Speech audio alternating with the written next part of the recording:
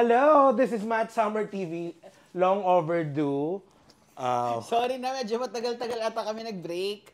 Kasi, bakit nga ba tayo matagal-tagal Well, nag-break? tao lang. May nagkasakit, may naging busy. True.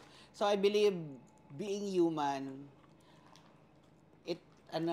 there are people who believe in us and we owe it to them. To believe in them. To believe Kapag To the children. of our nature. Now, of course, gusto ko lang pasalamatan, syempre, yung lahat ng nanood ng Mga RVs. reaction natin sa The Boy Who Cried Wolf, di ba? Yes. Read the room. Ano? Oo, para sa lahat. At syempre, natuwa ko kasi doon namin na-realize na hindi pala talaga si Katamat Summer TV. Totoo. Kasi madaming nakaka-discover sa atin. And we're happy about that. Kasi, kapungka na nare-realize namin na we still need talagang mag-grind pa ng mag-grind. And ito ang isa sa mga jutangays namin sa inyong So, we're going to continue. Pero we appreciate your patience sa channel namin kasi, we're only humans. We're only humans and A corporate slave. A corporate slave. a government slave. A government hooker. And an unemployed bitch. Not anymore. Sana nga, hopefully. Pero yun, magre-react na tayo ngayon sa Drowning in the Water. So, I think this is also dedicated to me in a sense na parang nalunod na ako sa water before. Naalala ko nung bata ako, muntika na talaga rin akong malunod. I think lahat naman tayo muntik malunod ng Ikaw? bata. Oo, may mga... Hindi magaling ka mag-swimming, paano ka malulunod? Magaling ba naman mali? Magaling to mag-swimming. Marunong ba lumangoy? Oo! Lahat sinisisid ko.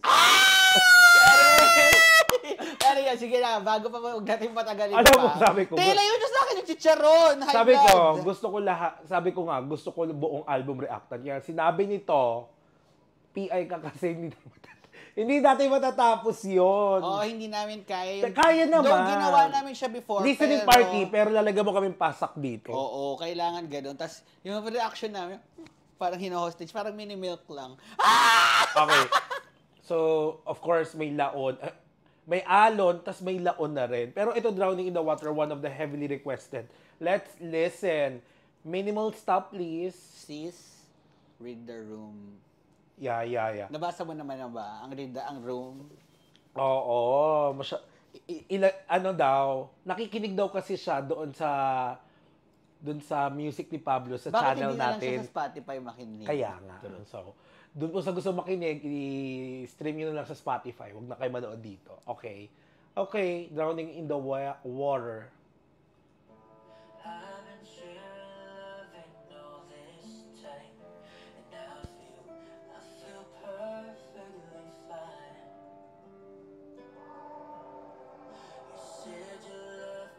Okay yon. So I think safe tayo na isipin na hindi ikaw yon.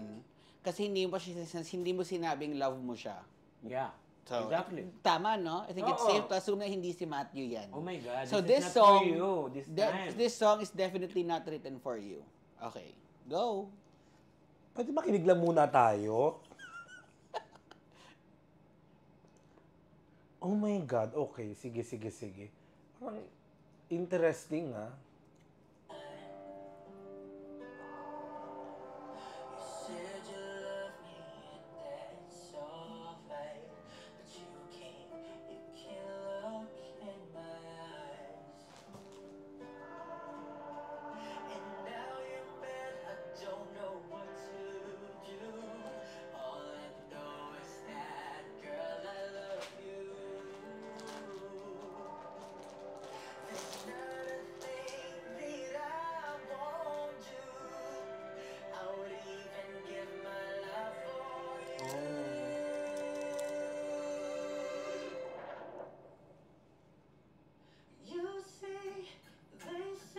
Ganda boses.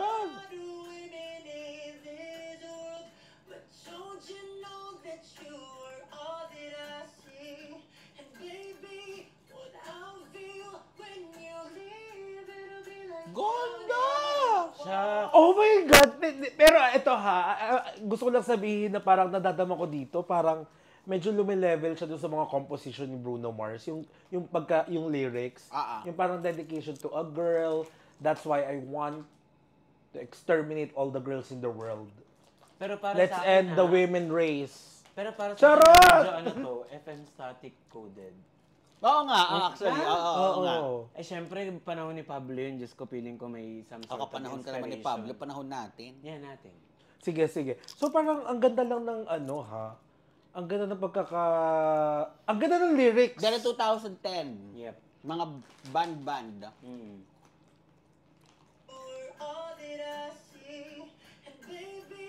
Where I feel when you leave drowning. In the water.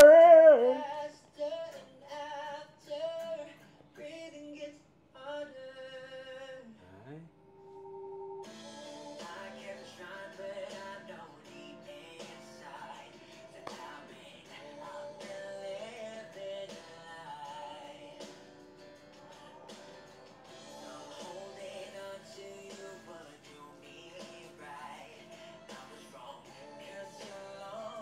Best. Merong may lyrics dito na para sa'yo. Oo. I kept trying, but I know deep inside that I've been living a lie. Alam mo. In fairness. Para sa'yo yun.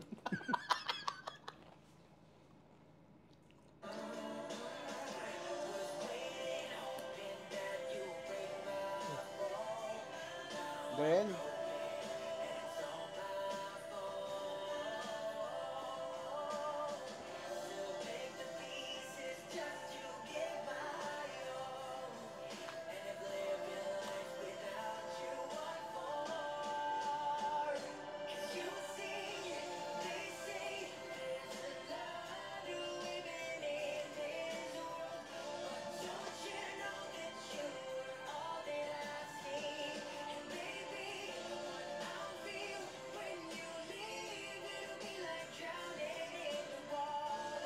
I just have to say this, no? This sounds like pop. Not in a bad way, but in a very good way. There's a time na ito yung sikat na mga awitin na Actually, pinapakinggan natin sa Mix Top 10. don't worry, kaya ako nag-cellphone kasi meron akong hinanap. Harry, I was wrong when I agreed with you that this is FM static coded. No, this is coded sa American Idol winners. Chris Lawrence, David Archuleta, hindi, si David di man siya nanalo. David, Ako may isa akong ulit, Yung mga may solo- isa akong ulit artist na pumapasok sa isip ko. sino? Jesse McCartney. Oh, yung mga Yun, ganon. totoo. Pero hindi, di ba, alala mo, Yun, Matthew, yung American Idol winners, ano sila, nagre-release sila ng mga kanta nila after nilang Manalo. Very ganito yung mga song, and you're like living in 2010 to 2012 na Yeah. mga ganong era ng mga love music. Tapos, ano siya dito, nanunuyo siya. Oo nga, alam mo, it also reminds me of the early days and the peak of Grammy winner Justin Bieber, ha. Yung mga beautiful love songs din niya. True. Dedicated to a girl. Of course, syempre parang ngayon iniisip natin, Justin Bieber. But there was a time, peak in his career, that he sounds and feels like this eh. Diba? Sobrang ganda nung boses. And kung sino man tong babaeng to, charot. I mean, nagigets ko na yung mga friends natin like Ate Ivane, why they really love this song. Pero hindi ko na talaga sure kung bakit naiiyak si Ate Vanessa sa kantang to. Pero happy birthday, Ate Vanessa! Happy birthday! Okay, pero it's a good one.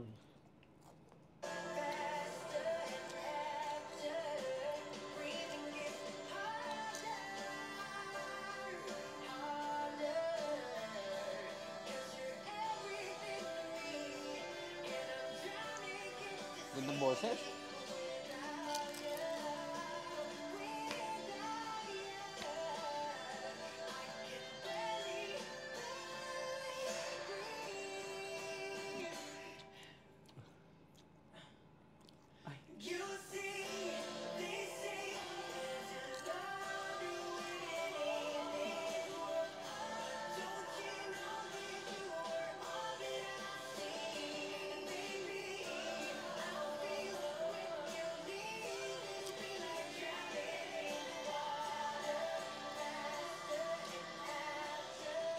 Oh my God! Lover boy talaga siya, no? Grabe. Grabe!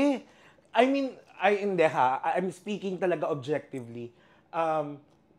This is perfectly written for me.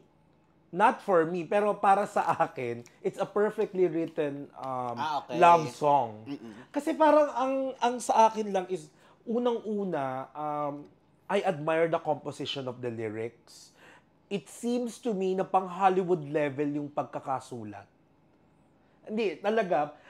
I mean, alam ko maiintindihan to lalo na nung mga baby, yung mga batang 90s at yung mga millennials. Na when you say kasi OPM na English songs, nadidistinguish mo pa rin talaga yung sinulat ng Pinoy at sinulat abroad. This one, it seems na parang cover siya ng isang popular song na binigyang buhay ni Pablo. But, news, original song niya to. No, it was not written by any other popular Academy Award-winning songwriters. It is written by Pablo. Ako lang, siguro, this song will definitely have a space in my playlist. But if I'm being honest, this is not my favorite song. Siguro, kumbaga, I'm saying na it will have a space. Siguro kasi, since 2010, 2012 ko siya nare-remember. Yun yung talaga mga panahon na may pighati kayo, may iniisip kang love life. And it's really nice to listen to this. Katy Perry, thinking of your Katy Perry, The One That Got Away. Yeah. Ganun yung mga levels niya eh. Kumbaga, I listen to those songs whenever I'm in that, parang ganun. When I'm in that situation, it's just that, paano ko ba? Yun, very straight to the point kasi yung message na to eh. Yeah. Kumbaga, the song specifically has a purpose. It's nicely written.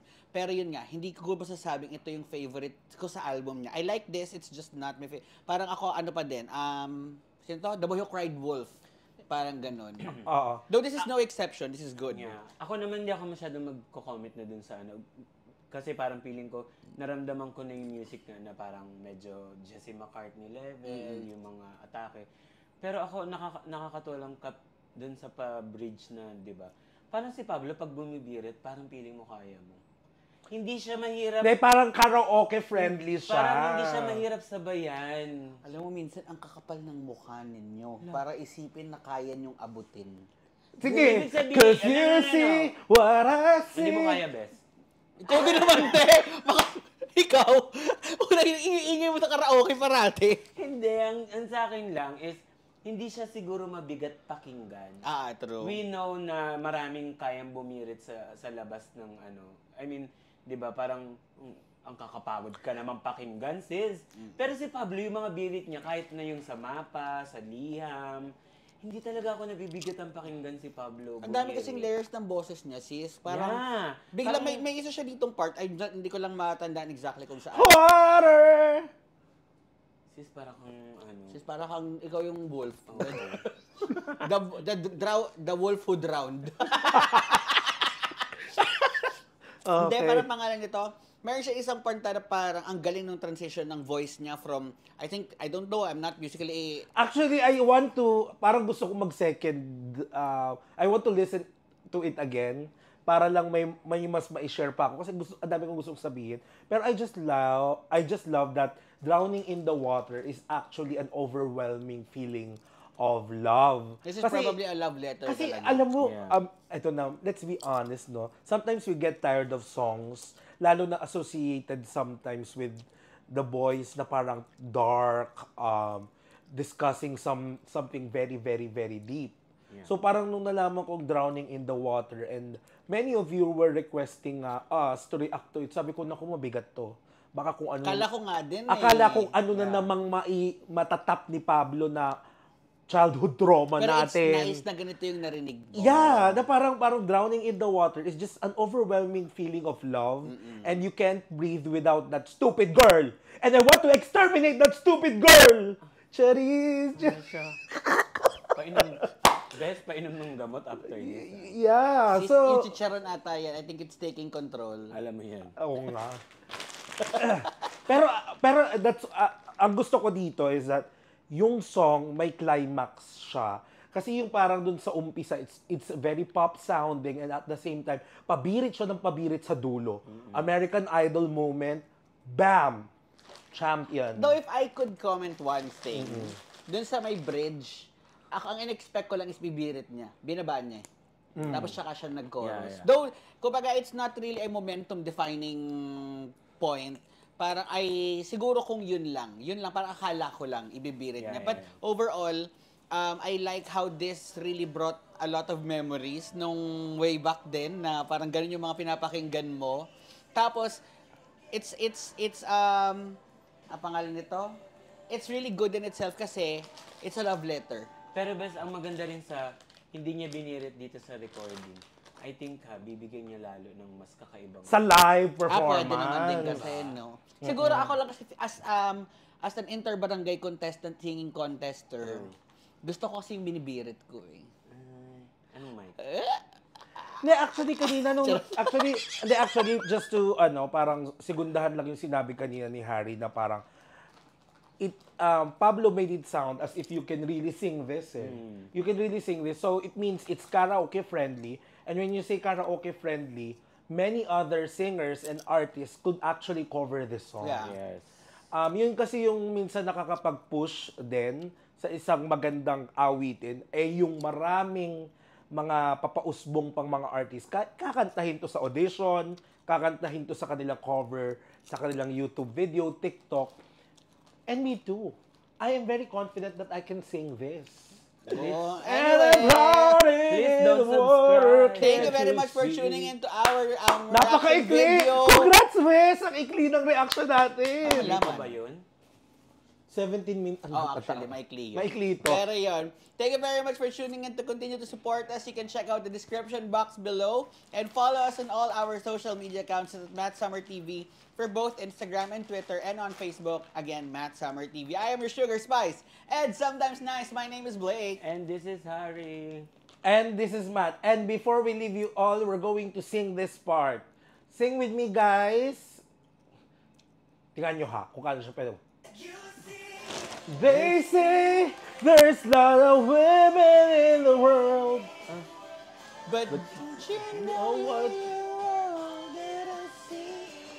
Baby, drowning in the water, Faster and breathing gets harder. mababash na naman tayo sa kantang yun. Bye! Bye!